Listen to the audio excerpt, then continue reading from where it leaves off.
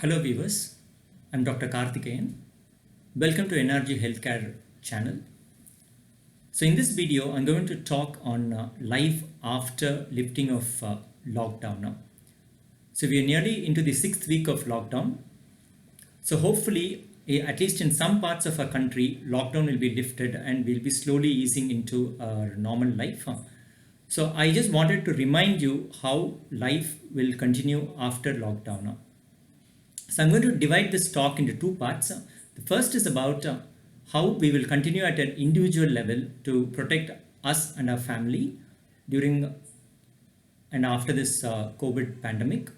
The second half will continue to talk on how we will have to alter our workplace in order to minimize chances of infection to our staff.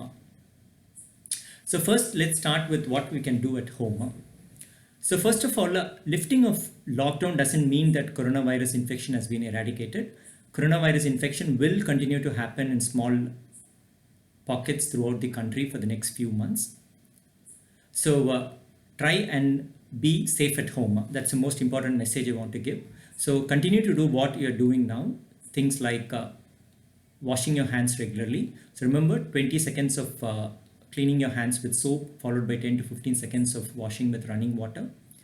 Use sanitizers regularly, especially when you touch surfaces such as doorknobs or gates, etc.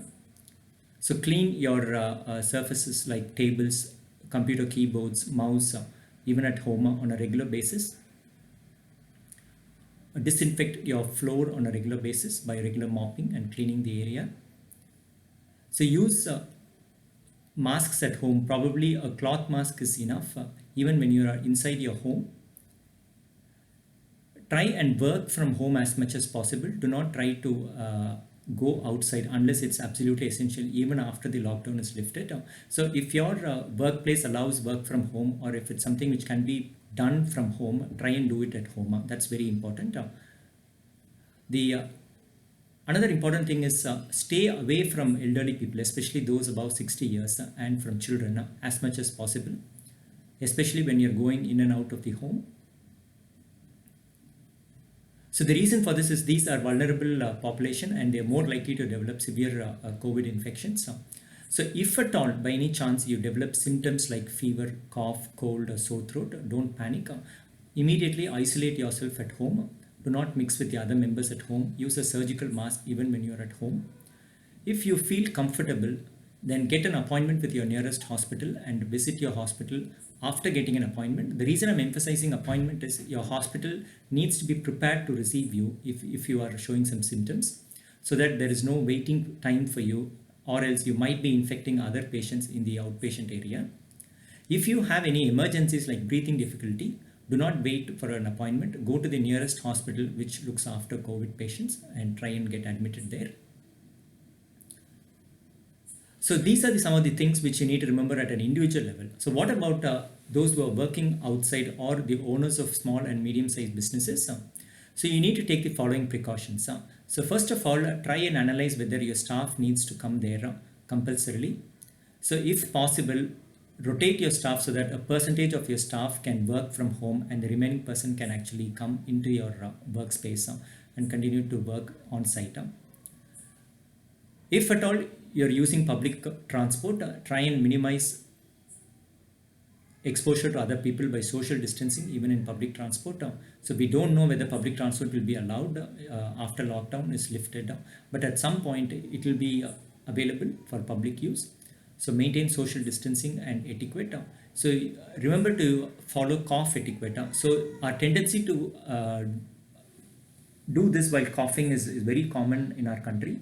So never do this, because the moment you do this, the germs get deposited in your hand and you're likely to touch surfaces or your own face, and the germs are likely to be transferred. So if at all you want to cough into the crook of your elbow, so like this. So cough here so that even if there are any germs, it's unlikely to get transferred elsewhere because you're unlikely to touch the crook of your elbow. The second thing is always use surgical mask even when you are well. Never venture out of your home without a surgical mask.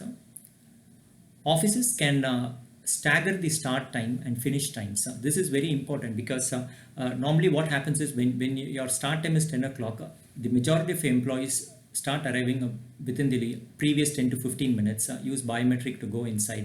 There'll be a lot of contact between employees. So try and avoid that. You create a batches of employees so that the first batch starts at 9 o'clock, second batch at 9:30, and the third batch at 10 o'clock.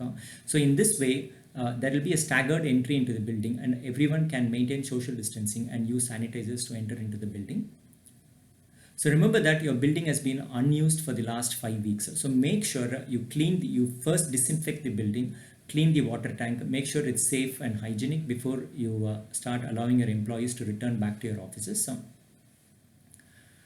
Another important thing to consider is whenever possible, try and avoid meetings even within the office.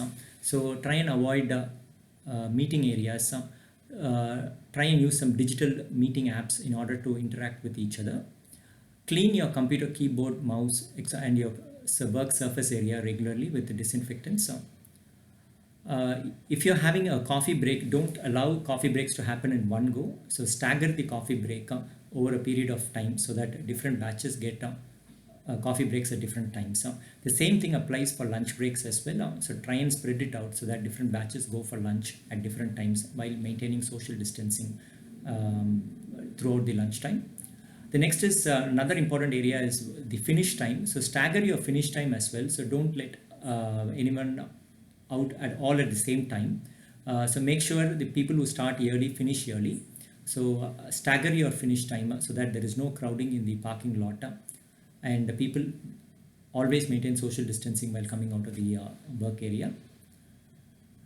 Another important note is especially to the senior persons in the office is have some sort of a guidance as to what can be done if an employee reports to have COVID positive. So COVID positive means if there is any contact with another person or a patient who is having coronavirus infection, and your staff gets tested and they turn out to be positive, have some sort of a policy or a guidance as to how we are going to deal with that. Because there will be a lot of panic. So try and have some form of a guideline as to what you will do when your staff gets exposed to coronavirus infection. Another thing you can do is have some sort of a thermal scanner, which is like a gun which can be shown near the forehead of the individual, which records the temperature. So as they enter into the building every day, record their temperature. So if somebody has a temperature, try and avoid them to coming to work that particular day and ask them to get isolated and get referred to a nearby hospital. Another important thing I wanted to highlight is the importance of digital money. So right now, paper money carries a large risk of infection. So try and use digital means of transaction as much as possible these days. So there are lots of apps which deals with digital money. So try and use those digital money. Avoid unnecessary touching of stationery and papers and other things, just to minimize contact with potential germs. So hopefully by taking these measures, you can keep your staff as well as your company safe. So if you like this information, do share it with your friends and family. Please like our videos and subscribe to our news channel, NRG Healthcare, which we regularly give updates about coronavirus infections. Thank you so much.